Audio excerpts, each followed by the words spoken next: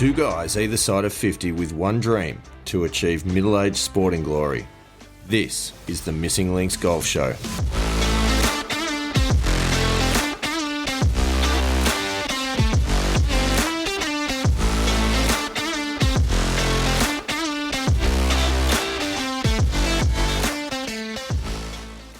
Pilgrims, here we are again. Andy Walker, here we are again. This, ladies and gentlemen, is the Missing Links Golf Show. I'm Steve Hinks, and I am joined by Andy Walker for the 33rd time. Yes, 33. 33. Starting to feel a bit old. 30 plus GST for those of you listening from Australia. That is exciting, and a big one tonight, Andy Walker. A cracker jack, fully loaded episode. Excited to finally have my voice back after the last couple of weeks.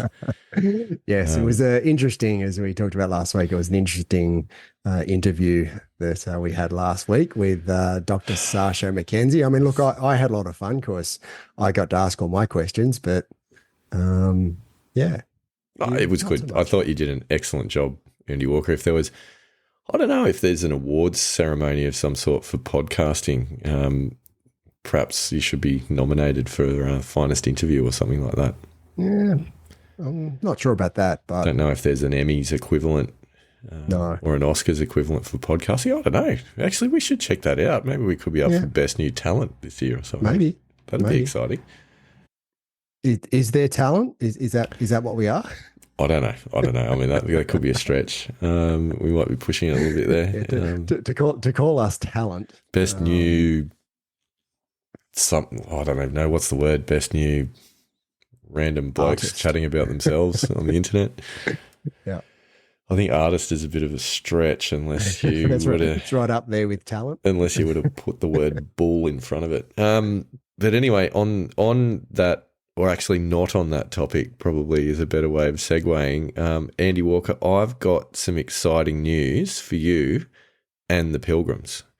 Nice. And that news is that our YouTube channel is finally up and running and is fully stocked with the back catalogue of the Missing Links Golf Show. All of our episodes, except episode 1 and episode 7, because we didn't actually video them for a couple of different reasons. Episode 1 being because it was the first one that we did and we didn't really know what we were doing. And if you listen back to it, you'll see clearly that we didn't really know what we were doing. And episode 7, sorry, a little bit of a cough, still lurking from COVID. Episode 7, because that was the Live from the Range episode for the Missing Links Masters that we did not record.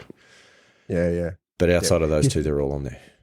Do you think maybe we could actually go back and like lip sync or something for those two episodes just to get it on YouTube? We could. That'd be a bit of fun, wouldn't it? We could creatively come up with. I mean, we could. I still think we probably do need an episode 1 because we need to explain to people at the beginning what the show's about. And I wouldn't mind redoing episode 1 anyway. You didn't think we explained it that well? Well, because it's not on the YouTube channel, Andy Walker, so people are going straight into episode 2, and I can imagine the confusion when they're going in there and seeing all the list of episodes, and there is no episode 1. Like, although maybe that's just a fun thing about the show that there is no episode 1. There was no beginning; there is only now.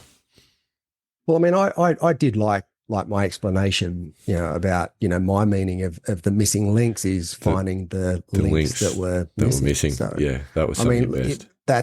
That's profound. It was eloquent. It was very good. But anyway, it's there. So Pilgrims, get on, check it out. If you don't just want to listen to us bang on, but you want to watch us bang on, God knows why you would want to. That's a scary thought. But if that floats your boat, get on and subscribe. I think that's what you do. There's a bell icon or something that you get notified when there's a new episode that comes up. There's the subscription button and then there's the notification. So whenever we drop another episode, you get notified. Oh, how good would that be? Imagine that. Yes. You could be at work, particularly boring meeting. Your phone goes ding. Hey, those guys in Australia have just dropped another episode. You beauty. Yep. I know what I'm doing tonight. You could do that. You could. So there you go. That is what is news. Very exciting. I'm excited. I'm going to, after this call, I'm going to get on YouTube and watch yourself. Good one. After I hang up from talking to you, I'm going to get on YouTube and watch myself having conversations with you. Excellent. I like it. Wow. Probably I won't do that, but anyway, you guys can. Everyone can. Yeah. But the Pilgrims, speaking of the Pilgrims, we've got a big list of Voice of the Pilgrims because we haven't done this now for a couple of episodes. We haven't heard from the Pilgrims for a while. So, yeah, looking forward to there's quite a bit. Hearing what the Pilgrims have had to say. Yeah, there's quite a bit because, of course, the last 2 episodes has been what we like to lovingly refer to as our technical series, with a bit of club information from Jason Butt about fittings, and then that fantastic Andy Walker episode with Sasha McKenzie from the Stack. I was gutted that I had no voice for that because I've seriously been looking forward to chatting with Sasha. Yeah, and that has been a long time coming. Like, I know. We were talking to Sasha back. I think we started in February. Months. We started talking to Sasha, and he's he's a very busy man, and we're really grateful to have him on the show. That he found time for us, but yeah, we'd been talking for a little while, and of course of his schedule and. We've obviously got very busy schedules as well. We do. Being 2 blokes. We do. There's a lot of stuff going on that blokes have got to do in this world. Lots of stuff going on. Yeah. So, yeah, finally sort of got our calendars met and we're able to sort out an interview, which was great. It was really cool. There's a few other sort of long lead time interviews that we're hoping to get up and running in the not too distant future. So we'll see how that pans out. But Sasha was great. And what I thought was hilarious is that our AI editor that we contract on a weekly basis suggested that we pull that clip of the nose flicking conversation as the promo clip for the episode. And I could not argue. That was absolutely brilliant. I really enjoyed that. But it was I love listening to people like Sasha talk because they're just approaching everyday things that we deal with all the time from a totally different way.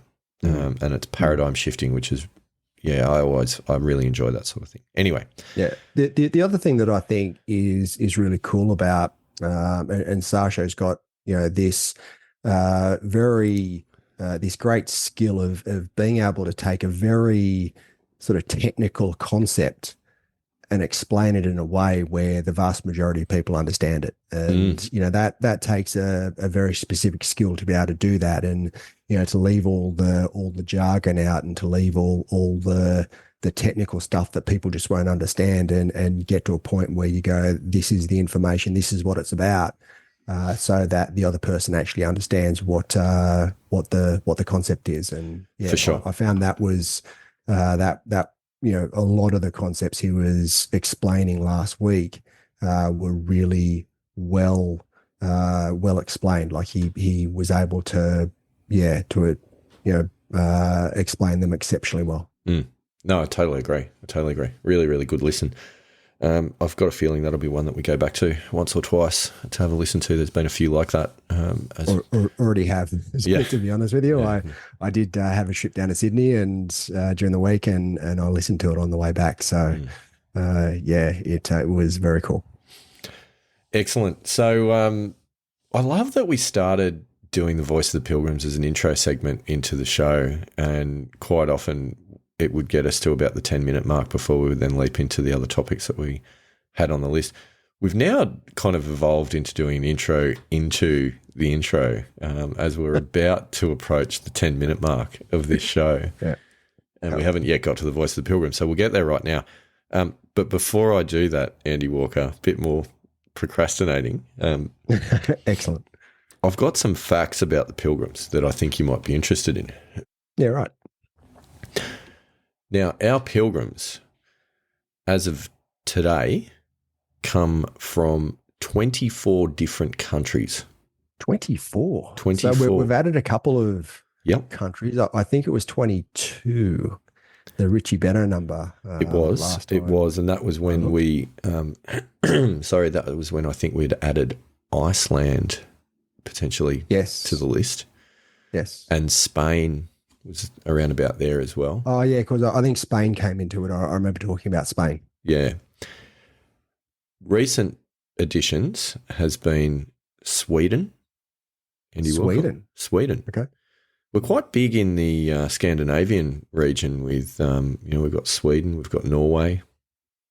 That's about it from that's about it from that area. Excellent.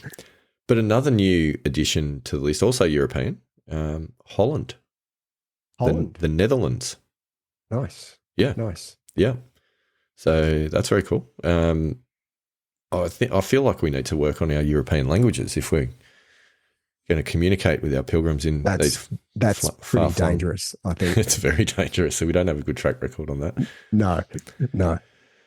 But nevertheless, that's exciting. Another fact, which I think is really interesting, is the number of cities within those 24 countries that the pilgrims come from. Andy Walker, yeah, would like to know. I was actually looking through the list not that long ago, and it's something, isn't it? It was well into triple figures. It was like 163 or something. It's grown at that point. It's grown. We just hit 200 cities globally. Wow, that's crazy. That's pretty cool. Yeah, that's pretty cool. It's very cool. So that was exciting, and that got me thinking. Right, this afternoon, and this is dangerous. You know, when I sit down and start thinking about stuff, it can go in many, many different directions. But it got me thinking about the collective noun for pilgrims, because there's so many of them out there now. If we got them all together in a group, what would you call that group of pilgrims, Andy Walker? Would you care to guess on what the collective noun for pilgrims might be? A posse? A posse of pilgrims. Yeah. That's not a bad guess. It's incorrect. Now, where are we? I've got it here. There were quite a few options that floated around on the internet for the collective noun for pilgrims. Okay, so I've had to cut it down because one of the common ones that you see out there was a flock of pilgrims. A flock of pilgrims. Okay. I didn't really like it. Just didn't get me in the feels in the way that I kind of needed to. No, I sort of don't. I don't feel as though we have a flock of pilgrims. No, on our pilgrimage. I don't feel comfortable talking about our flock. I don't think so. So I threw that one out. There was also a procession of pilgrims, which I kind of that sounds very transient. Like procession is, like going past. Yeah, I agree. So that doesn't. I don't think that feels as though we're in it together for the long haul. I agree. And it also, to me, it feels like they just move on. They come and go, and I don't think that. I don't think that's the way it works. No. But anyway, I found one and an explanation for why it was suggested. Okay. Which I really like, and I'll read something to you and you tell me what you think. It says another collective noun that suits pilgrims is a caravan. This term conjures up images of a group of travellers journeying together, often during long and arduous treks. A caravan of pilgrims evokes a sense of camaraderie and support as they navigate the challenges of their pilgrimage, providing each other with companionship and assistance along the way. Now, Andy Walker, I feel like that was written for us. Yeah, I don't mind it. A caravan of pilgrims. Yeah, the caravan. How many caravans do we have? Like, is it just one? Like, because it's pretty squishy. Just one caravan. Be a very big one. But I like it. I like the concept of long and arduous treks. I mean, I've had rounds of golf, and we'll talk about one later that was a long and arduous trek. Very, very long and arduous, yes. Had plenty of those. The sense of camaraderie and support, navigating their challenges, providing each other with companionship and assistance. Like, these are all... Yeah, I like that. These are all good. I think that's our word. So we now... at 15 minutes in, get to the voice of the pilgrims, and there's a few to talk to you about. So we're going to start with one of our Facebook friends who reached out to us from County Donegal in Ireland. Yes. So this was a cracker. RG Toon, Rig Toon, Arg Toon. I'm not sure how you pronounce it. I feel like it could be a fake name, but I don't know. Maybe it's not. And if it's not, I apologise for disparaging it in that fashion. You've just lost the Pilgrims in Donegal in Ireland. If it is a fake name, I'd really be interested to know what it's about. Anyway. Nevertheless, he says, only found your podcast a few weeks ago and have binged all the way to episode 17. Really great listen. Nice work, RG Toon. He also says, enjoying the journey, in inverted commas. You can see me doing this on your YouTube channel, but you can't see this on the podcast channel. No. Enjoying the journey so far. With 2 kids myself, I enjoy hearing you both talk about juggling family, work, and trying to get better at golf. You inspired me. I love these words. You inspired me to set up my own high-performance centre at home. Nice. How good is that? I like it. I've shared the pod with my regular 4-ball and hoping to build up the County Donegal listenership. We absolutely love your work, RG Toon. Yep. That's brilliant. And look, I did actually jump on after you shared that with me. I jumped on to the Google and just to Google the Donegal area. Yep. And I've had a good look at Donegal Golf Club. So that looks like a really, really good golf club. But the area itself, it's stunning. Looks as though there's some amazing golf courses. Absolutely stunning. I can feel a pilgrimage to. Don't even tease me about this, Andy Walker. Donegal area, because there are some just amazing golf courses in the area. So I was blown away actually a little bit by just how good the area looks. Yeah, it does look amazing, and I have little doubt that the hospitality in that area would be equally as amazing. So, for sure. I think yes, a Missing Links Golf Show trip to the northern corner of Ireland, that would be phenomenal. So nice work, RG Toon. Keep that up. I'd love to see some photos of your high performance centre as well if you want to share those with the Pilgrims. Yep. I think that'd be brilliant. We'd be keen for that. Alrighty, so the next one is from our friend Aras. Not sure the exact pronunciation once again. I'm having a shocker with the names of the Pilgrims. And you're wanting us to work on our European languages. Well, maybe if our European language skills are a little bit better, we might actually be able to pronounce some of these names properly. Maybe. Throwing that out there. So from Georgia in the US, he says, great episode, gents. This is in reference to the Jason Butt episode. He says, great episode, gents. Yep. I'm now going to get a fitting for the top side of my bag after listening to this. Never done a fitting before. Nice. We've inspired someone to go get a fitting. That's quality. The best part about it is, Aras, it's only going to help you golf. Yeah. And so if that's something you've never done before, you're going to love the process, and it's going to help you golf because having equipment that actually suits your swing can only mean good things. So no question. Yeah, we would love to hear updates, and if there's photos of the fitting process, we want to hear what you ended up with. You know, all the specs and all that sort of golf nerdy stuff. That'd be awesome. We're really keen to hear about that. Yep. That's a good one. That's good. I feel like we may hear from Aras again shortly. Yeah. I hope so because, I had such a great experience with Jason and through that process, and I love the new clubs. They're working quite well. It's so good. So can only be an improvement, I think. The next voice of the Pilgrims that we've got comes from Kerry from Queensland. Pretty confident that I've pronounced that correctly. Yep. Now, Kerry is, as a matter of fact, the wife of one of the very original Missing Links social golf club members from 15 plus years ago. Yep. Great people, Kerry and Steve, super people. had a bit of a rough trot lately, health-wise, but we absolutely hope that things are on the way up and going well for Kerry and the family. Kerry says, "Can't believe I have only just discovered this magic." Welcome to the pilgrimage, Kerry. Nice. So we're going well. We've got Andy from Orange. Andy from Orange says, "Really enjoying the podcast. I've found the life lessons that are part of the golf discussions really good. There's been some really good personal discussions pop up just when I needed them." That's cool. Wow.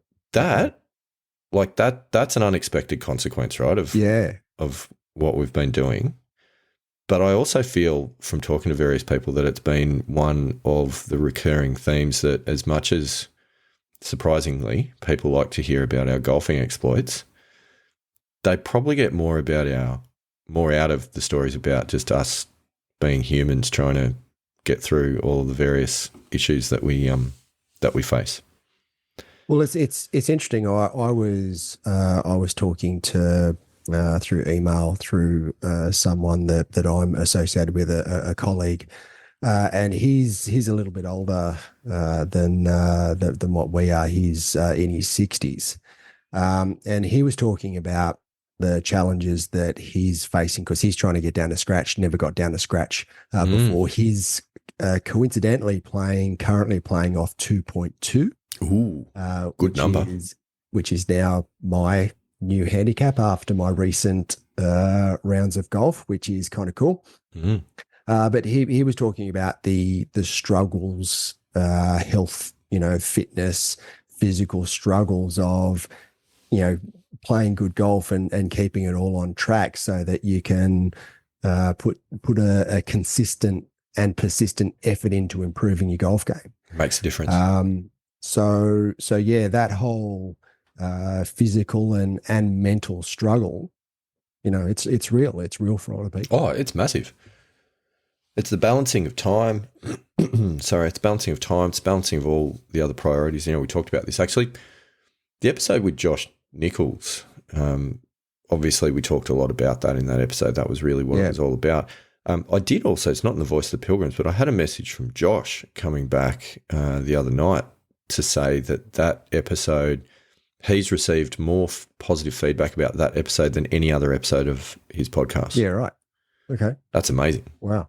Yeah. And that all started from that tweet of his, that got a great response from his followers, and obviously got a great response from us, and it's turned into a bit of a bigger conversation. And I think that, this stuff is so important, and the talking about challenges and struggles with people that are going through the same thing. And even if it's not, if you don't feel as though you don't have mates that you can talk to these things about, to listen to two guys having a chat and being vulnerable about those struggles, if that helps you along as well and understand that you're not alone. Yeah.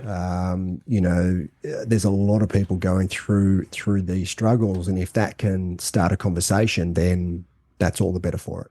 100%. It's funny, like I find when I read a book or like binge a TV series or something on Netflix or listen to podcasts, because I really enjoy listening to other podcasts when I'm doing the sort of hour and 40-minute drive here, there and everywhere each week. So I find, like, when I get to the end of one of those series or shows, I feel a bit sad about not seeing my friends again, that are, like, the characters that I've made that sort of become your friends. They become, sort of part of your circles. And I'm not saying that we're everybody's friends, that he's a pilgrim by any stretch, but we kind of, like, it'd be nice to think like that, because we are all interested in similar things. We all fight the same battles. We all go through the same challenges. And if it helps a little bit knowing that there's other people out there doing that, then I think that's a really, really good thing.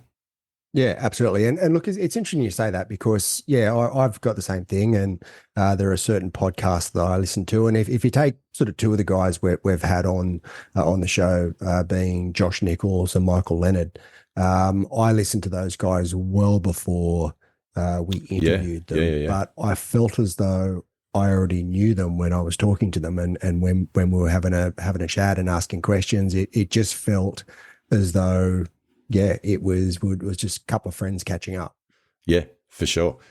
And that's just really cool. So if anything, for anybody that's listening, that you go, certain things resonate, not only is it us talking about it and thinking about it, that there is, as we've just ascertained, there's pilgrims in 200 cities in 24 countries around the world that are probably going through similar stuff. It's a absolutely massive community, and I would encourage anyone, reach out through the social media channels to start those conversations. It'd probably be amazing, the amount of connection that would be generated. So see where that leads.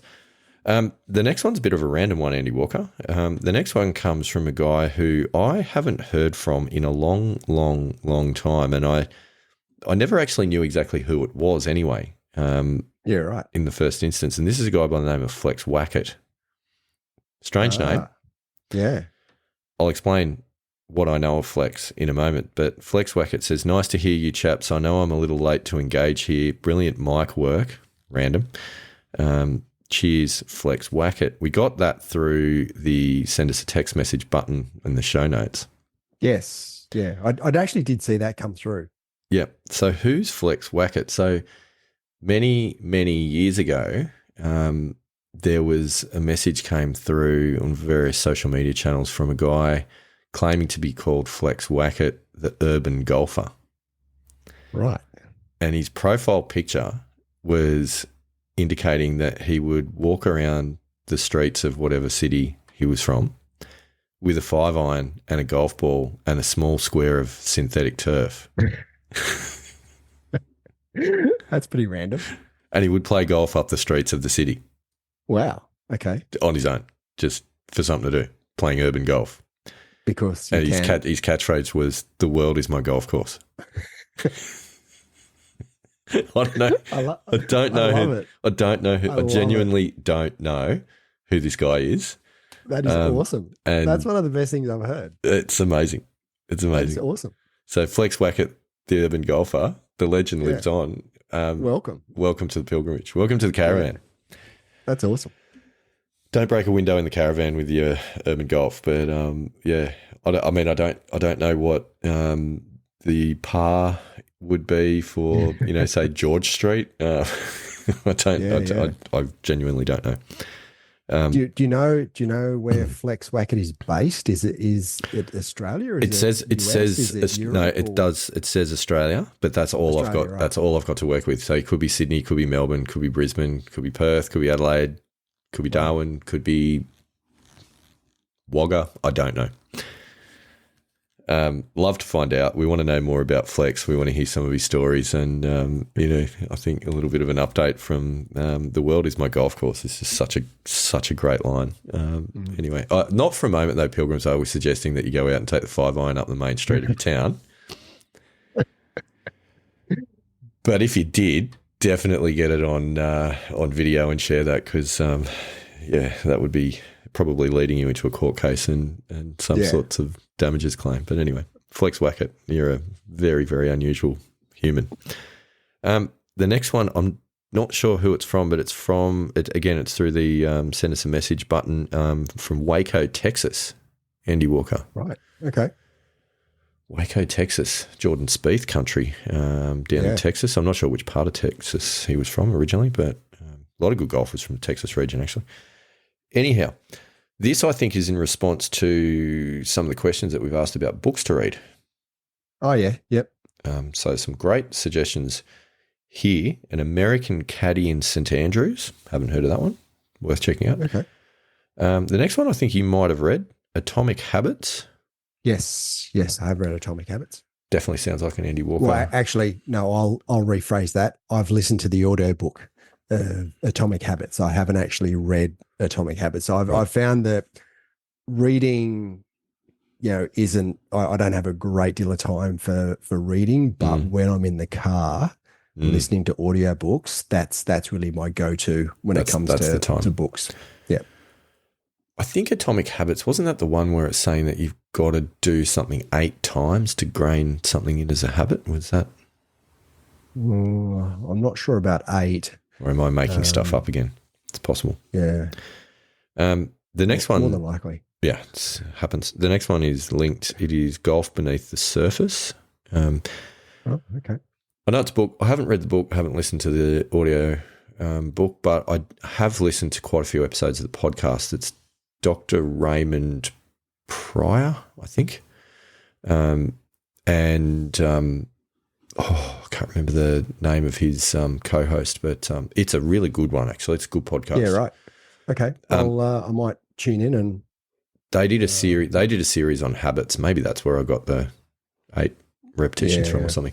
They did a series on habits. I don't think Atomic Habits is 8. I don't recall Atomic Habits being 8 habits to ingrain one. So yeah, he's more about breaking down the habits into a daily routine and sticking to it. So similar things. But definitely check out. I'd absolutely second that, Golf Beneath the Surface. I think the book is sort of the precursor to the podcast series where they unpack some of the stuff that he put in the book. It's really, really good listen. It's got a good way about explaining things. So I'd support that one. Then he says, on a cheesier side, here we go, Rick Riley's Missing Links. Didn't realise that anyone had written a book about us, but that's cool. No. And Shanks for Nothing by James Castellano. Shanks for Nothing. That could be title. Dangerous. Great title. So there's those. We did get another one in our click the button to send us a message thing on the show notes, and it's from our friend Aras from Georgia in the US. And it's a question, and I think it's a cracker, Andy Walker. Yep. And it really hits something that I am quite interested in. Won't surprise you. He says, long-time listener, first-time texter. Nice. Well played. Do you guys have to deal with the dangerous snakes of Australia while golfing? Here in Georgia, it's no big deal looking for your ball in the tall grass or woods. Love your banter. Thanks, Aris. I feel like we could improve on the banter front, but that's a separate issue. Let's get back to the snakes. That's a big yes, Aris. That is a huge yes. That's a very, very big yes for both of us. Yeah. During summer, there is a lot of times where you just don't bother looking for your golf ball. There are certain areas that most Australians understand that you hit it in there, you go, yeah, you know what? No. 110%. Not going to take that risk. And look, it's not so much the black snakes. I mean, the red billies. I mean, they run the other way, but it's the brown snakes, and we get, being on the East Coast, the eastern browns. They can be very dangerous. I've got some, and they blend. They blend. Well, this is the problem. And the grasses, they blend into the leaves. They're pretty aggressive. You just can't. You can't see them. Yeah. So you just don't even take a chance. I've got some snake facts here for you, Andy Walker. Okay. Might come as a surprise to you to hear that I don't mind a bit of a conversation about wildlife. We'll leave that where that is. But yeah. But some snake facts. So Australia has over 140 species of land snakes. It's quite a lot. 32 recorded species of sea snakes. Yeah, and the sea snakes as well. I mean, they don't so much get down sort of the southern part of Australia, up but in the up tropics. North. Very nasty. I mean, it's not bad. It's bad enough that we've got the great whites and we've got crocodiles and various other things, but throw venomous snakes in the water as well. The other one is jellyfish. The Irukandji jellyfish and the box jellyfish. Which you can't even see. No, it's about the size of your thumbnail, Andy Walker, is the Irukandji, but it's deadly. You don't want to. And I have been up sort of to the tropics a couple of times, and I just don't bother going to swim in the ocean. You go swim certain times of the year. If you're going outside of the kind of really hot months, you're not too bad. But back on the topic of snakes, so of those snakes, so let's say 170 odd species of snakes, land and water, more than 100 of those species are in fact venomous, Andy Walker, and of those, at least 12 are known to be fatal. Yep. So yes, Aris, we do have a bit of an issue with snakes, and in that, I'm gonna go through a list of some of the big bad boys to deal with here, because we've got, depending on which list you look at, either 7 or 8 out of the top 10 deadliest snakes in the world that call Australia home. Fantastic, absolutely brilliant. That is in order of least deadly to most deadly. The red-bellied black snake that you talked about. Now, interestingly, the red belly is the natural predator of the brown snake. So, yeah, right. Okay. Yeah, so if you get a red belly around, it's a good thing. Okay. The death adder. Yes. Sometimes people mispronounce that as a deaf adder because they do appear to not have particularly good hearing. They often wag a little tail to get people. They generally bite people when people step on them because they're quite well camouflaged. The tiger snake, which interestingly is part of the cobra family, Andy Walker. Okay. The tiger snake, the king brown, the western brown, and the eastern brown. Yeah.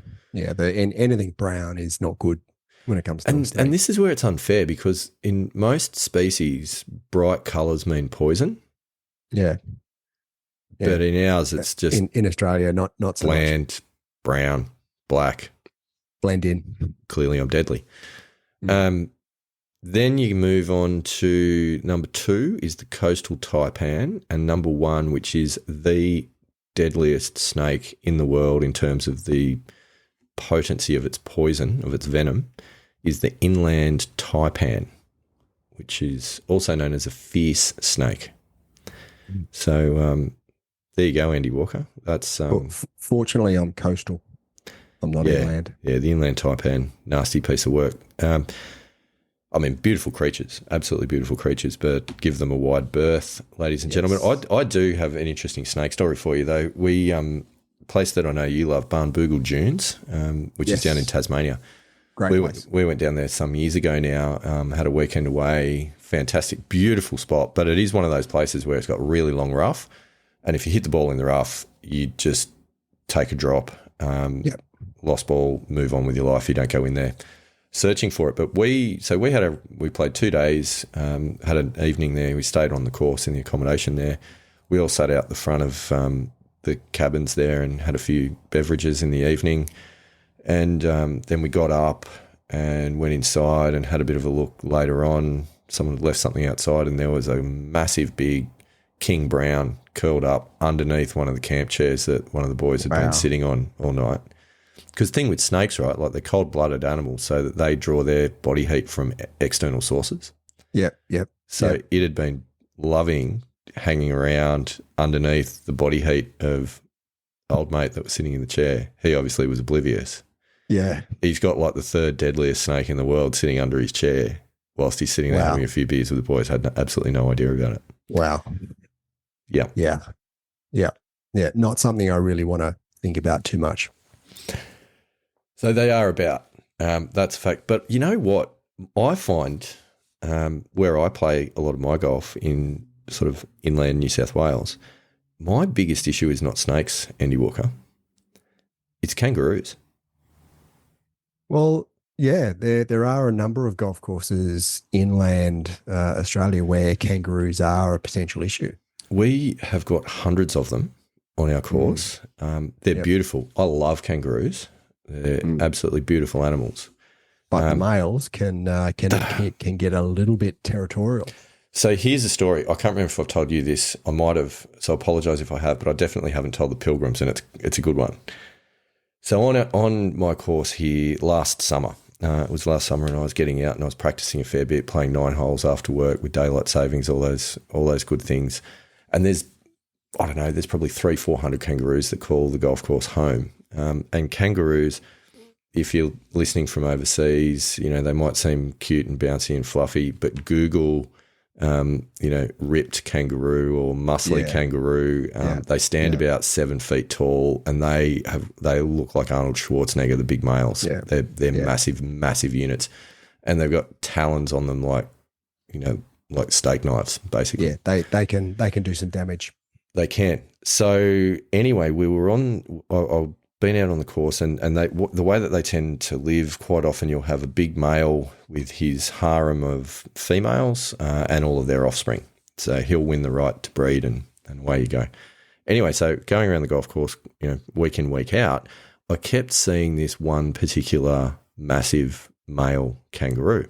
And every time you hit your ball near the mob and you'd walk over and he'd, all the girls would sort of hop away and he'd stand there near your golf ball and just, stare you down with his flexed shoulders. And it was quite intimidating, but, I felt like we were getting on. But it got to the point where he knew who I was.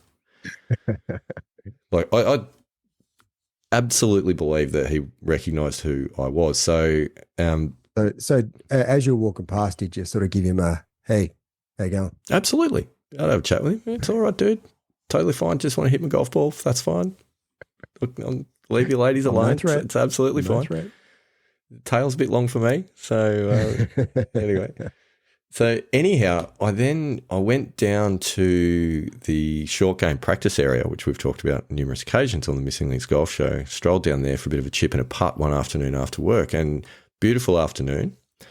I get down there, I've got the wedge out, having a bit of a chip, and I noticed just under the trees, about 25 metres away, there's a big mob of kangaroos just lying there in the shade, as they like to do in the afternoon. So I'm having a bit of a putt, and old mate kangaroo is there, and he stands up and he looks at me, and we have our eyes lock. We have this moment of recognition. Yep. And you can see him staring at me, and I'm like, it's okay, bro. I'm just having a putt, not a threat. It's totally fine. And he's looking me in the eyes, Andy Walker. He's staring me. You could feel the stare. Was it a death stare? Yeah. You could feel the stare burning me through the eyes. And whilst locked visually looking at me, he reached over, grabbed one of his ladies and started, shall we say, making sweet love whilst staring at me. Is that how you describe it? Making sweet love? We got a clean rating on the show. Right at about that point, it's interesting. I went, I'm pretty sure I've done enough putting today. Yeah. And I packed my stuff up and I left. But that is the ultimate display of territorialism and, and showing off his masculinity to, obviously, and it works. To a potential threat. Yeah, apparently. So there you go, Aris. Thanks for that question. Not only do we have to deal with snakes, but absolutely the mammals as well on our golf courses. Although I do have to sort of say that kangaroo story is not a common occurrence. It's not common, but it happens. I've never had that happen to me, but certainly from a snake perspective, plenty of times I've either seen or heard the rustle in the bushes. Kangaroos. While I've encountered plenty of kangaroos on the course, I hope I will never have to encounter a territorial male who does something. No, it's unusual. Remotely similar. It's very, very unusual. But look, they're fantastic animals, and they're so cool to have around the golf course. I just think it adds such a great atmosphere to playing golf in a natural environment like that. The snakes, to be honest, look, yes, they're around, and obviously we've all seen them, but snakes generally are very shy creatures, and they'll be more scared of you than you are of them. And to get bitten, you've got to be. I think there was a quote that I read that the most common causes for people getting bitten by snakes is by them trying to catch them, or kill them, or to show off to a girlfriend. Right. Is generally the reason why people get bitten. So, you've got to be silly or unlucky. Great question. That's a new record, I think, for the length of the Voice of the Pilgrims segment. That's almost all we've got time for tonight. Yeah. But no, we need to get into some of the results. Andy Walker.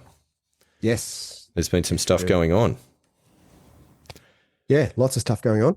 A couple of rounds of golf. I know you've had let's go in chronological order, because you had the first round of May through the middle of May, which I believe was a fairly chilly affair at Orange? Mate, yes.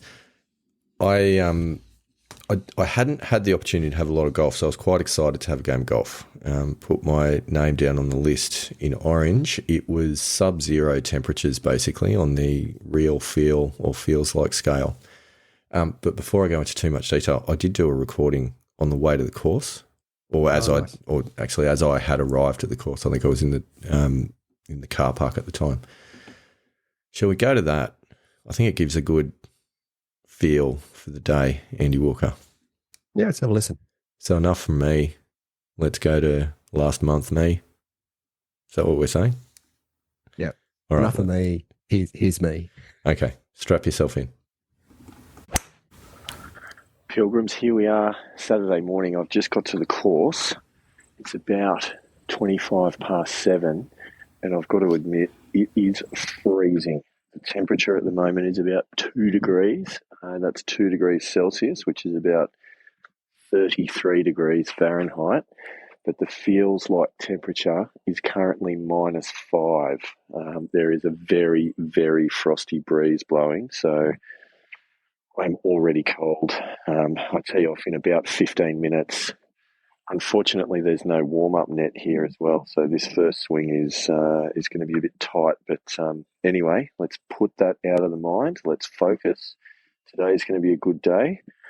Stay mentally strong, stay on the task at hand, and let's see how we go. But yeah, definitely challenging conditions, not something I'm used to, but we'll get through this. It'll be good. All right, we'll check in later. What do you make of that, Andy Walker? Well, I mean, you are here, so you did get through it. It's true. But the question is, how did you get through it? So it was cold, as you may have picked up from that recording. -5 degrees Celsius wind chill. Mm. Yeah, it's not, I wouldn't classify that as ideal. No. And there was a fair bit of wind as well, which was adding to that. And I honestly felt like the breeze was coming straight off Antarctica. It was chilly. The problem, though, is, as you may have picked up, I was trying to not talk myself out of it before the round had even begun. I'm not sure how successful I was. I didn't want to mention it, but it wasn't overly convincing. Yeah, it's like, oh, this is not good. The thing was that was at about probably just after 7:30 in the morning, so I was teeing off at like 7:50 or something. I was hoping that we'd get out there, the sun would strengthen a little bit, it would warm up, say 4 or 5 holes in, it'd be all right. Mate, on the 11th tee, it was still -2. So it warmed up then. Yeah. I don't think it got into positive numbers, actually, by the time we finished the round. I have never been so cold on a golf course. Yeah. And to top it off, the greens were, I think, frozen solid. Like, they were so hard. Any putt downhill, down breeze just would not stop for a week. The stimp meter was running at about 75. So it was very, very, very challenging conditions. And I learned a few lessons out of the whole thing. I learned about the fact that I need to probably have some better gear to cope with really cold conditions. In terms, because did you have gloves or I had? Well, I just had my hand warmer, or I thought I had hand warmers in my golf bag, but they were like from last winter and they just were rock solid, so they weren't going to do anything. I need to go and get some more of them. I didn't have a winter glove. Certainly didn't have the 2 gloves, so one hand was always freezing cold anyway. I had sort of, what did I have? I had like a thermal t-shirt, golf shirt, vest, jumper over the top of that. I was like the Michelin man trying to swing. So I just couldn't really turn or move or any of those sorts of things. Look, all of the excuses in the world. I don't like a lot of clothing when I'm swinging a golf club. No. And I couldn't get round. I couldn't turn. Oh, no, it was a real struggle. I ended up shooting a 91 Andy Walker for the day, which, to be honest, felt pretty good. Like in the with the conditions, like the golf ball was going nowhere. And without sort of playing the victim, like I also felt, you remember in the Macquarie Cup when you were sort of saying that you just didn't have the rub of the green and every bad bounce could have happened, to the extent your ball ended up 3 feet up a tree at one point. Yeah, it did. It felt like that, like I would hit a good drive, it would land in the fairway and bounce sideways and be right behind a tree. And you're like, well, that's just not fair. Yeah. Look, and those things work themselves out over a number of rounds, but it's not quite always in the one frustrating round when it actually happens. So it was difficult, but I had set myself the task a few holes in when I knew it was going to be a struggle and I knew it was going to be tough and it wasn't a day about scoring. I'd set myself the task that today, no matter what, I stay in the game. I go through my process, I make every shot count, and I, don't throw the towel in and stick to process, stick to think box, play box, trying to do all those sorts of things. And what I do take out of it is I did manage to do that. There might have been, one or two parts that probably I could have focused a little bit better on, but for the most part, I felt like I stayed in the game pretty well. So do you feel as though you weren't defined by your outcome? Let's go with that. Yeah. It was a weird day. Like, all of us in the group, I don't think anyone in the group got more than sort of mid-20s points Stableford wise. Like everybody struggled, and it's just one of those days where you kind of had to go, it's not about the score today. It's about just getting through the round and trying to make the most out of whatever you can. I think from that point of view, it was a success. From a score, it was not a success. So yeah, look, and I love Orange. Orange is a great place. I've been there now a number of times, and we're looking to go back and play in the Hahn Open at Duntree later in the year. But I'm not convinced that Orange is the best place to be playing golf in the middle of winter, especially in morning tea time. But it's almost impossible to get one in the afternoon. Is the trouble. But yeah, shout out to the guys that I had a round of golf with. Andy from Orange, who was one of the Pilgrims that sent us a message. He was in the group. It was really good to have a round of golf with a Pilgrim, regardless of how that specific round of golf panned out. Anyway, that's probably enough said about that round. I think, Andy Walker, it's time to give the Pilgrims what they want, and that is the Camden Senior Open. We heard a lot about this. There's been a lot of build-up about this. This is a big deal because, what was it? A top 2 finish in this would qualify you to the New South Wales Senior Open, a professional golf event. Correct. Huge. And look, I, something I've been building up to for a long time. Have been playing reasonably well. Had a couple of good scores as we've touched on before, and although I didn't play for about a month prior to the Camden Seniors. It was one of my busier months at work, so I spent a little bit of time in the high performance center, spent a bit of time on the putting green and doing a bit of chipping, but actually competition play.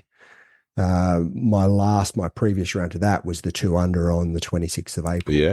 Yeah. So given that the Camden Seniors was the 27th of May, it was obviously a month and a day since I'd played a competition round. So I didn't quite know where my golf game was at, although I was still relatively confident.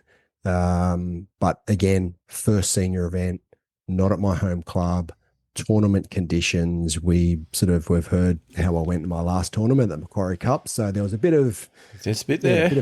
There's a bit there, and I was actually quite nervous, to be honest with you, coming into the event. So yes, it was a bit of a interesting experience. But I did record. Ooh, I like the sound of that. I was in the car park, and I'd actually travelled down with David McClelland. We had a good chat on the way down. And he'd given me a few pointers, and we'd had a good general discussion. We sort of got down there, and he sort of jumped out to go and start his warm up, and Yeah, I had a bit of a chat into the microphone for the Pilgrims. So why don't we listen to what I've got to say? Switch to that. All right, let's cue that up, Pilgrims. All right, here we are in the car park of Camden Golf Club, ready for my first foray into senior amateur golf. Haven't played for a month, so I'm not quite sure how things are going to go. Have spent a little bit of time in the high performance centre and still hitting it pretty good. Played a couple of holes at my home club on Saturday afternoon and hit it okay. So I still think the games might still be there. So, but at the end of the day, we really don't know. So it's a little bit of an unknown going into the round. But I've had a good chat to David McClelland on the way down. He's given me a little bit of advice. So hopefully all will go well. We need a top 2 in this event as to qualify for the New South Wales Senior Amateur. So let's give it a crack and see how we go. We gave it a crack. You sound a bit tense.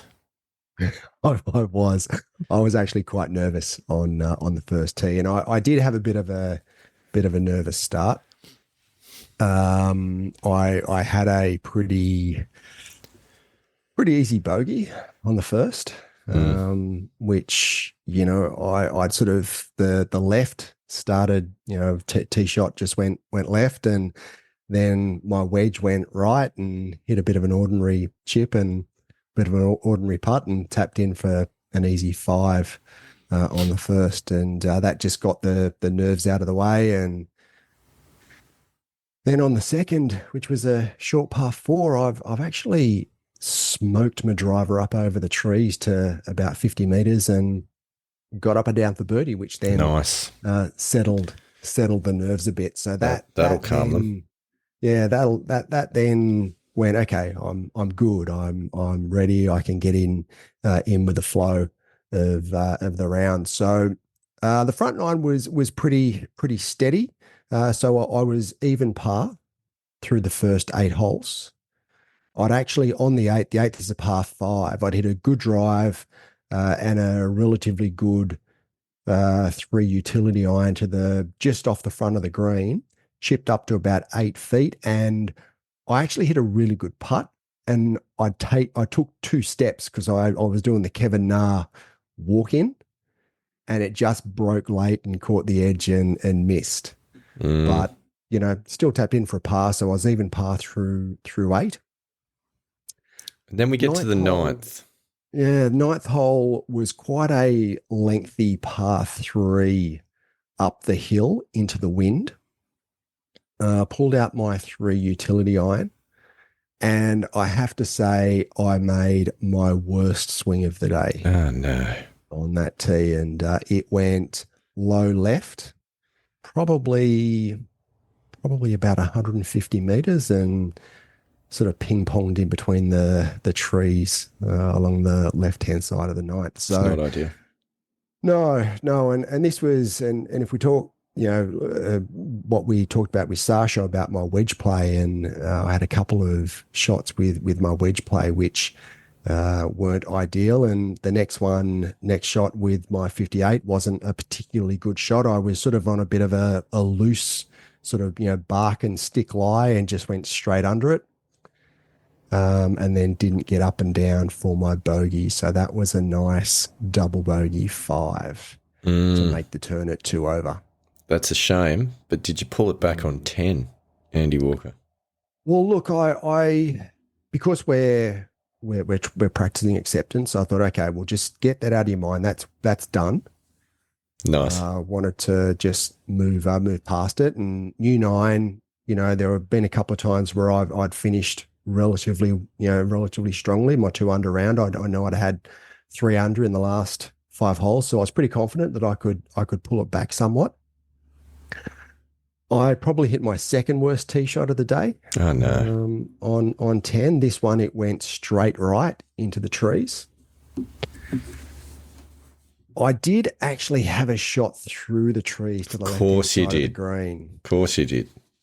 However, I wanted to be smart and I wanted to play the percentages. So I pitched out sideways. Okay, that's impressive. Yeah. So I had a 79 meter wedge shot, which I used my 58-degree wedge, and I hit it so fat, Oh, no. it only went about 40 yards. Oh, no. It's disappointing. So here I am sitting 3. Still have about 30 yards to the or 30 meters to the pin. Then I've overcompensated, hit my 58 over the green. Oh, no. And by this stage, I'm just going, what are you doing? Yeah. Short game, Fortunately- short game, short game. So again, coming back to my conversation with Sasha and my wedges costing me a few shots, this is what I meant.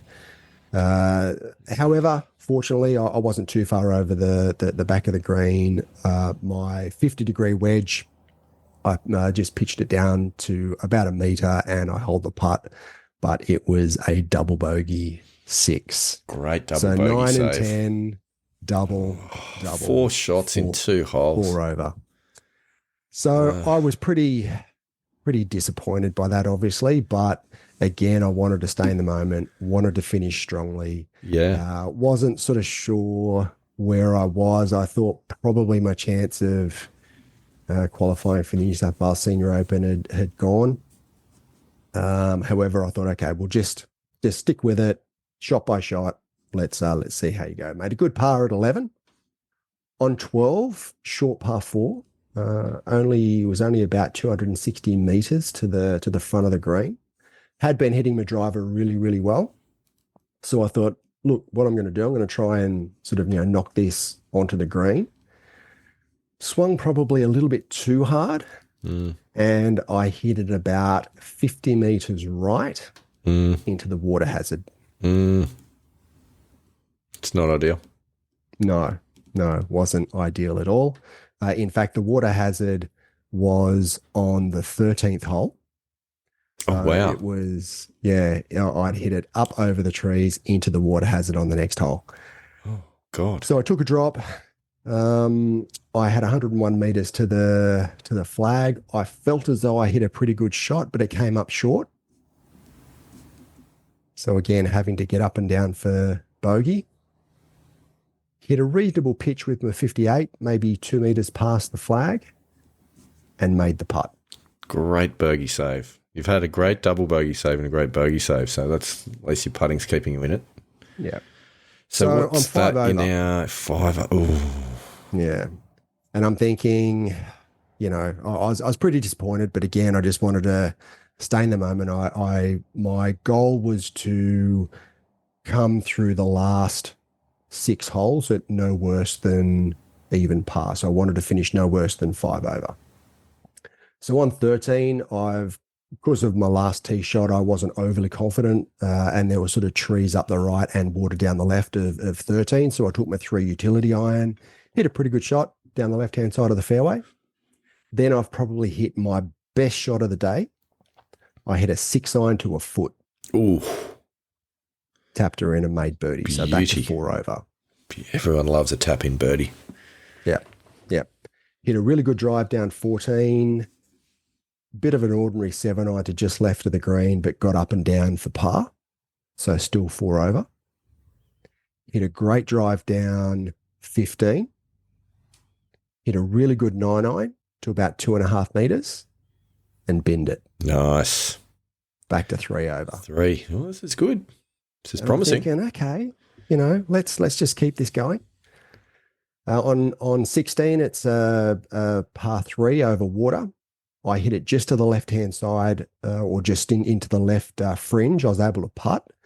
It was downhill, but I left it probably 2 meters short. So I had this sort of downhill left to right par putt. Little slider. Nice. So still 3 over at 3 this over stage. 2 to play. 17's a par 5. And I was pretty Don't confident. like the sound of your voice when you're starting the telling of this hole, by the way. Saying I was pretty confident staying on the tee. I thought that it was a birdie hole. Hit a really good drive, and then chunked a 4 fairway down the right-hand side just into the right rough. But I was still, maybe about 45 meters to the front of the green, but the pin was cut quite close to the front of the green, probably only about 2 or 3 meters on. I hit what I thought was a great pitch, and it missed my target by about half a meter, so about 2.5 feet, and rolled back down the slope on the front of the green. Oh, brutal.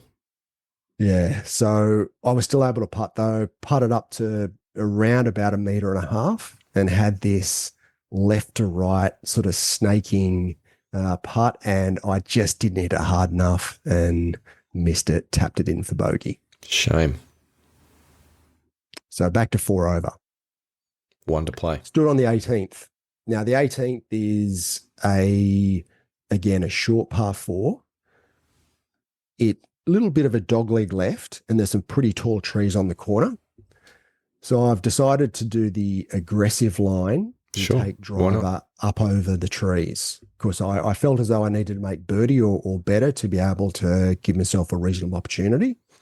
Have probably hit my best drive of the day up over the trees, and it's pretty steep embankment on the 18th green. And it landed about 2 meters short of the green and just stopped. Yeah, right.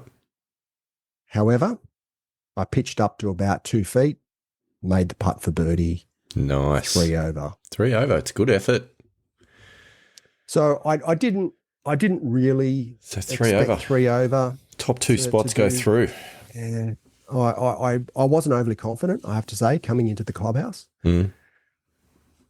We sat down, had some lunch, and looked up the score, and I'd come 4th. Heartbreak.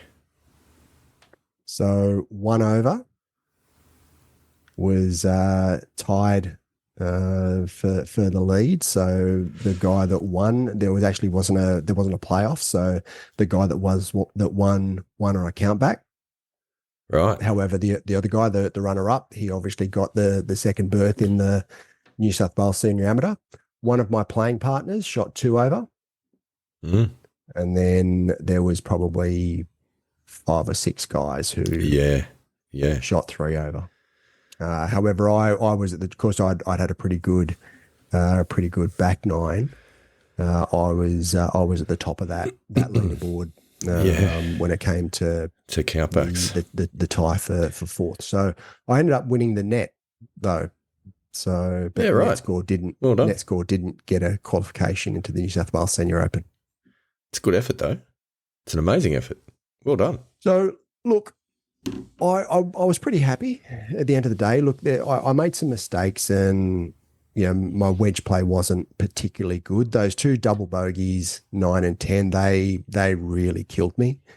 As well as the pitch shot on 17, which it wasn't a poor shot. I felt as though I hit it the way I wanted to. I just missed my target by about half a meter. 9 and 10, they were just poor shots. Like they were poor tee shots. They were poor second shots, poor pitches. And I mean, if they were bogeys instead of doubles, then you tied for the lead. Yeah, exactly. And potentially, winning on a countback. So it was marginal. There wasn't a lot in it. And at the end of the day, for my first senior event under tournament conditions, course was in great nick. It's been 30 odd years since I'd played Camden, and I really enjoyed it. It's a really, really good golf course. If you get a chance to get out there and play it, they've sort of revamped it a little bit since I was last there, but I really enjoyed it. I rated it. I don't think I've played it. I think I've played Macquarie out that way, but not Camden. Yeah, so there's a few. It used to be called Studley Park, but now it's called Camden Golf Club. So there's Camden Lakeside, there's Macquarie Links, and then there's Camden Golf Club. So Studley Park. Yeah. Did you feel like that kind of suited your game? Like, is that why you chose that event? Well, I don't know about, and then if there's anything studly about it, but certainly, there wasn't a lot studly about my wedge play. Yeah, shame. Mind you, I had a good day apart from the tee shot on 13 where my tee shot at 12 where I hit it into the water along my right, but that was because I was trying to hit it hard rather than my normal swing. When I paired it all back once I hit that shot because I was hitting my driver quite well. Once I'd sort of paired it back and went back to just my standard sort of 80% swing, then the driver worked really well. I was really happy with the way the TSR3 went. Which is awesome. So what were you, 5 over after 12? Yeah, 5 over through 12. 5 over after 12. And finished 3 over. Now, so my goal of after 12 was to not finish worse than 5 over. That was what I had in my mind, and I achieved that, which was good. So a couple of those little sort of micro goals they were ticked off. So and again from a couple of months back where it was my issue finishing poorly, I think I fixed that up, and now my finishes have been quite good. That's definitely has helped without a doubt. Lessons learned out of the experience? Need to work on my wedge game. Yeah, fair. That's fair. Yep. On a positive note, I'm because coming into the event and we had the discussion that I thought it was a long shot me qualifying for the New South Wales Senior Open. Yeah, that's right. Yeah. I don't necessarily think it's a long shot anymore. I think I've got just as much chance as anyone, if not more, than the guys in the field. So you're probably younger than a lot of them. Yeah, well, I've 51 is, certainly in Australia wide is not quite at the senior amateur level, but in New South Wales, of course, a lot of the events are 50. Yeah. I'm in the younger part of that senior demographic. So yeah, look, I feel as though my game's in a good spot. I'm pretty confident. I've got another event later this month on the 24th of June, heading to Carnarvon to play in the Carnarvon Seniors. So again, Carnarvon is a golf course I played about 30 years ago, so I don't know the course particularly well. I've had a bit of a look at it on Google Earth and a couple of YouTube videos and all the rest. Looks pretty tight. But I haven't played it, so I don't know. Yeah, I do remember it's not the longest golf course that's on the tour, but certainly I've got good memories of it. Well, that is exciting, and we need you to get up and get a qualification for this New South Wales Senior Open because I can't wait to come and caddy that event. Yeah. Well, interestingly, I have found another qualifying event because I thought it was Camden, Carnarvon. There's one up at Newcastle and Horizons, then the Glenmore Seniors, but I found the Magenta Seniors. Oh, right. Your old stomping Magenta. ground. Yeah, my old stomping ground. That's interesting. That senior event in September is also a qualification. So I reckon I've got a few chances. Yeah. And the way, the velocity of my golf game, where it's heading, I'm actually relatively confident that I've got a strong showing to at least in one of those events to get it there. And the good thing as well is that I've also proved to myself that I've got a tournament game. My away game is still there. After the Macquarie Cup, it's a big thing. That did, it dent did the confidence shake a little the bit. Confidence a little bit, because I played pretty poorly out at the Macquarie Cup. But yeah, I seem to have brought my away game back. So I'm pretty happy and pretty confident with where it's at moving forward. No, I think that's exciting. And like a lot of it, we talk about this a fair bit. It's that self-perception piece about, do I have a healthy dose of imposter syndrome or do I genuinely believe that I'm here to compete?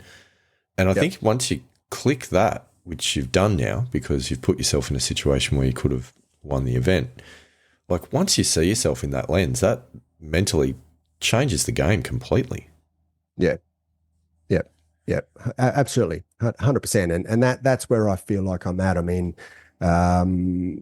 obviously 30 years ago, I was playing at that level, and I did win a couple of the Varden events, the Open events. So it was, I know that somewhere the game was there, and I've played enough now at a whole range of different golf courses to know that I do have an away game, but it's just been absent for a little, for a little Yeah, while. but sure. And So why I feel like wouldn't it be, I've though? Because you haven't been rediscovered focused. it a little bit. Mm. Yeah, this is an exciting development, Andy Walker. It really is. Yeah. So I'm pumped to hear how that goes in the next event. So Yeah. The other thing that I'm actually really excited about, and I think you're really going to enjoy this part of it as well, is the camaraderie, with the guys that were playing. Yeah, that's cool. That's really cool. Now I played with David McClelland. I played with a guy who was in the New South Wales Golf Club pennant team when I was playing pennants for New South Wales Golf Club, and played with another guy who he's at Dunhevet, and he played with me down at Mollymook a very, very long time ago. Yeah, wow. When I was still down there. So the three guys that I played with, I had history with. We all got on like a house on fire. That's cool. Lunch was provided. So we went into the clubhouse, had some lunch. I was driving. So, and of course I'd given David a lift down. He did have a couple of reds after the round, Of course he did. as he likes to do. So yeah, it was just a great day, great people, had an awesome time. So yeah, what David said about when he was on the show, he talked about, that camaraderie in the senior community, 100% there. Like it's really, really good. I coming away from the event, I was really pumped. I'm really excited about us playing in more of these events. It's so good. It's so good. And it, for all of those reasons, just to get the competitive juices flowing again and to give a little bit of purpose and, a reason to get out there and try and get better, I think it's just such a good thing. It's really exciting. It's very cool. Nice work. Well done. Now, there's a few things to unpack out of this as well, because one of them is to wrap up the month of May for the scores for the yearly championship. I don't think you need to be a genius to figure out where this is going. But for the sake of argument, because we have to do it, we'll do it properly. So, Andy Walker, your round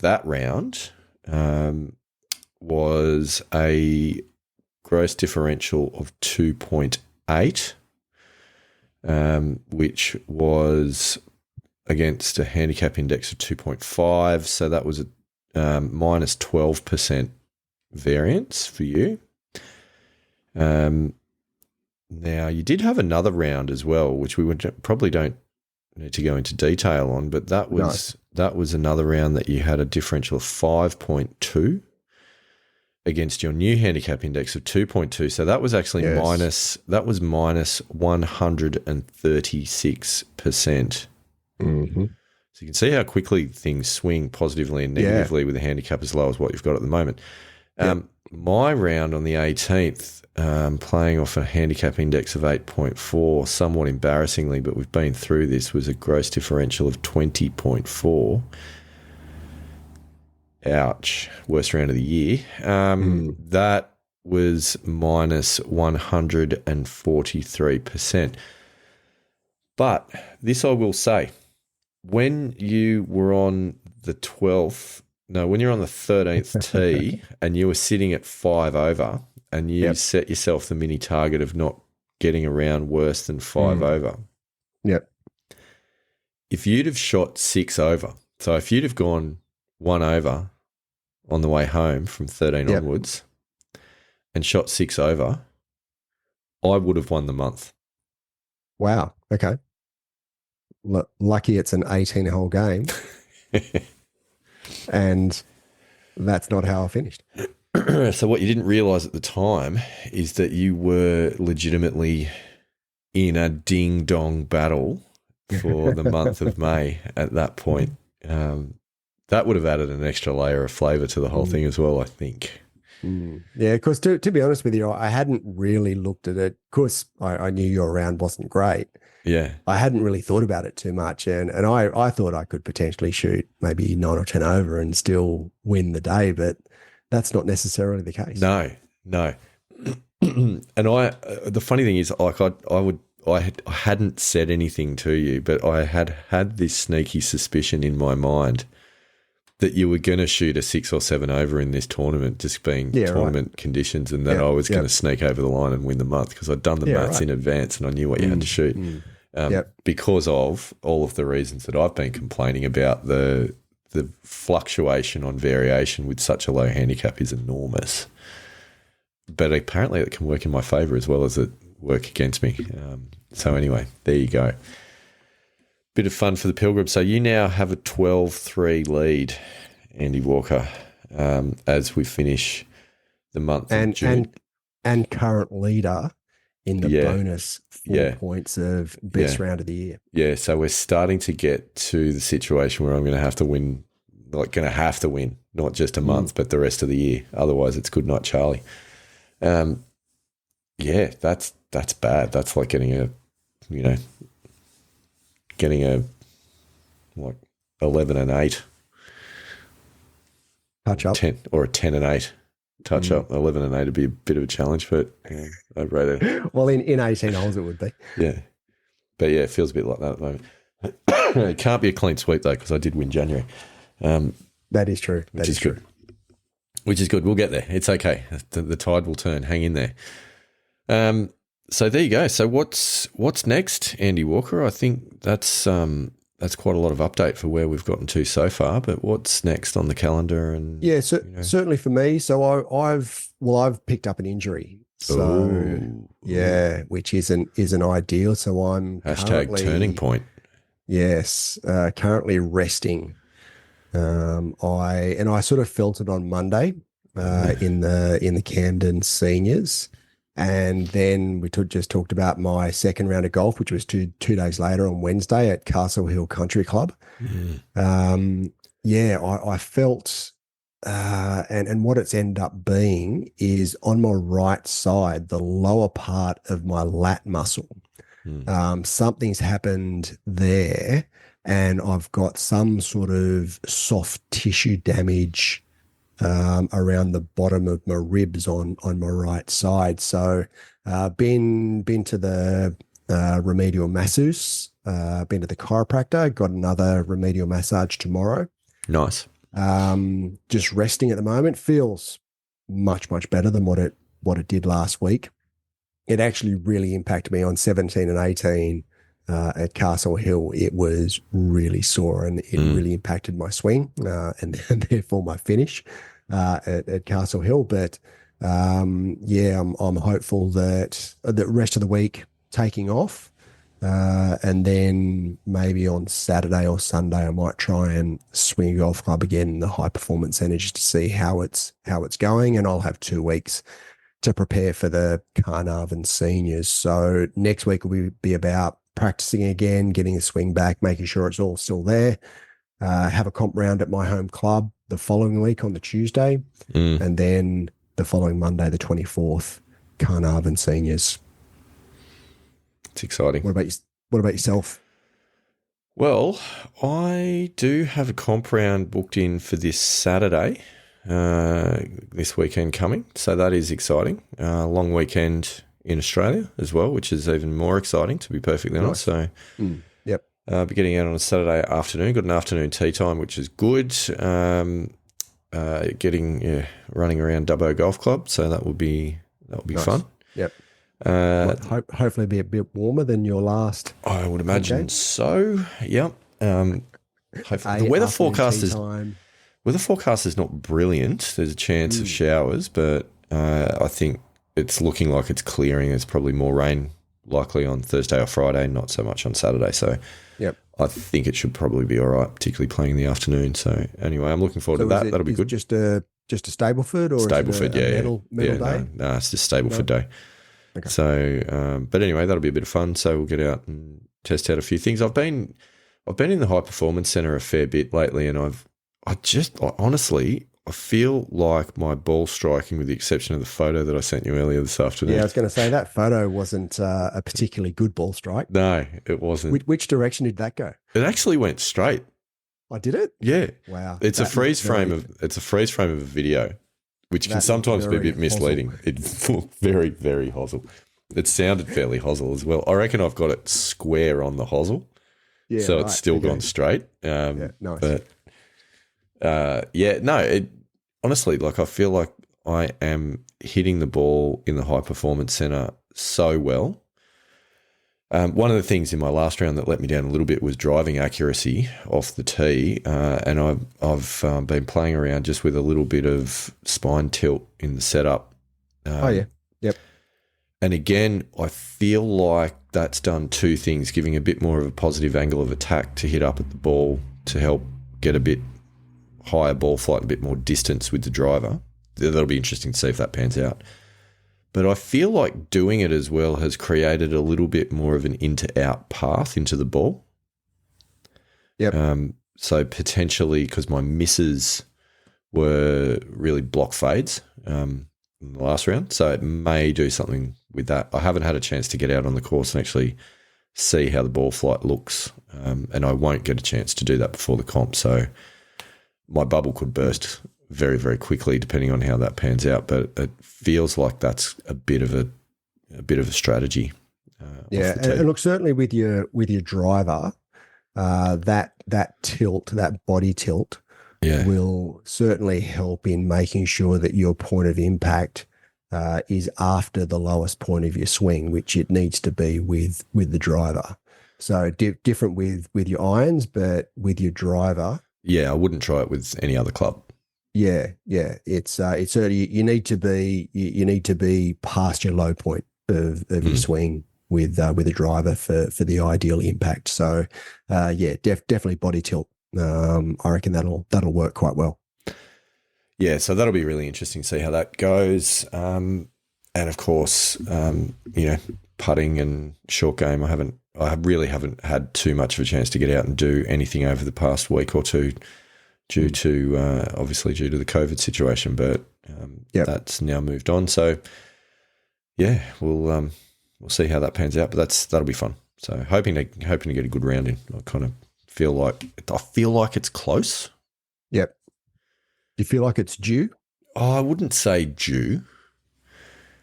Because, and honestly, I wouldn't say due because, like, last round aside, I have had some decent rounds. Handicap's been dropping and I've been playing all right. I shot a 79 the round before the 91. Yep. It's just the difference is wild. Yep. So it's not so much that it's due, but I just feel it's close and it's just about something clicking in the right way. And once that happens, I think that's just going to unlock a lot more confidence in what I need to do to deliver that. But we'll see how that goes. Okay. So just the one competition round at this stage for June? There will be another, but probably only one other. It's a difficult time at the moment. One of the other challenges that I'm juggling is my young man is playing rugby, and okay. Yep. Rugby is on a Saturday morning, and rugby is all over the place, with hours drives in various directions everywhere from, where do we travel from Bathurst to Mudgee to Dubbo to Cowra to Canowindra to Parks to possibly even Forbes. There's some kilometres being done on Saturday morning. So when there's a home game, that's fine. But when there are away games, it's a bit difficult. Yep. The challenges of being a dad. Yeah. But look, it's fun. I'm really, really enjoying watching the rugby. It's great. Just as an aside, far out there is a because it's under 12s at the moment, so there's still girls and boys playing together. Yep. There is a young girl in his rugby team who I tell you what, is one to watch for the future. He's electric. Yeah. He's a really high quality player. So wow. It's fun. It's fun to watch. Yeah, I'm quite enjoying it. Obviously I'd like to be playing a bit more golf, but if I've got to do something else, then watching the young guy run around and play rugby is not a bad thing. And certainly, I don't know about rugby, but the Central West has produced a number of really good rugby league players. Oh, it's a breeding ground. Yeah. I know that certainly the Penrith Panthers, they're half their teams from out that way. So very fertile.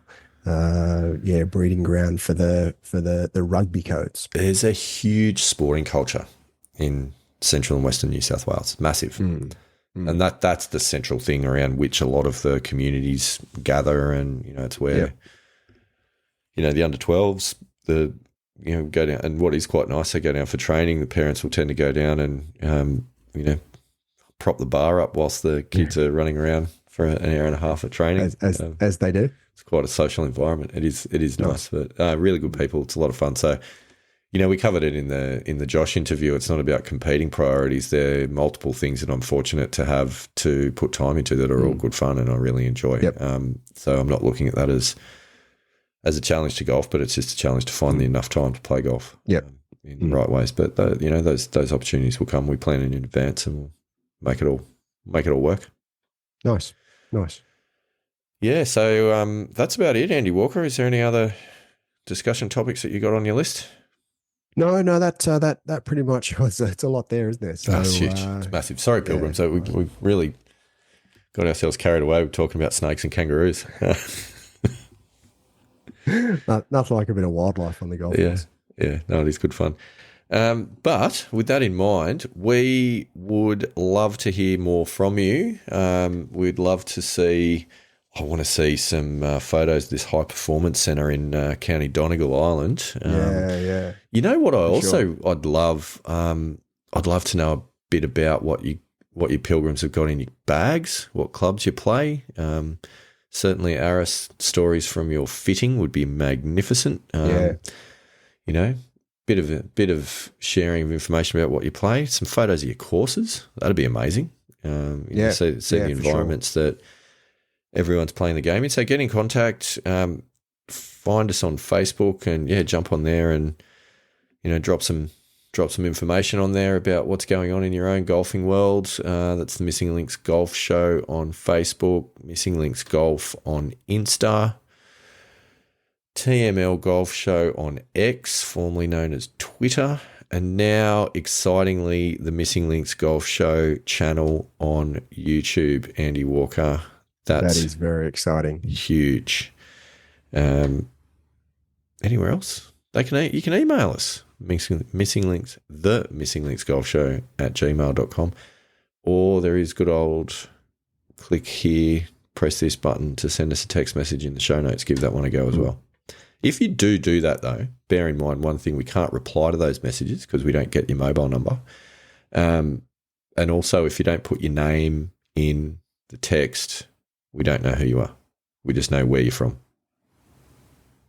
i.e. Waco, Texas. Not sure who that was. Loved the message. Didn't get a name. So we can't thank you in person, which we like to do. Yep. So get out there and connect, Pilgrims. We don't save them up for a mailbag episode like in a lot of other podcasts. We just go straight into the voice of the Pilgrims every single episode unless we're interviewing a guest. And that takes us a lot more time, which is why our episodes are too long. Yes.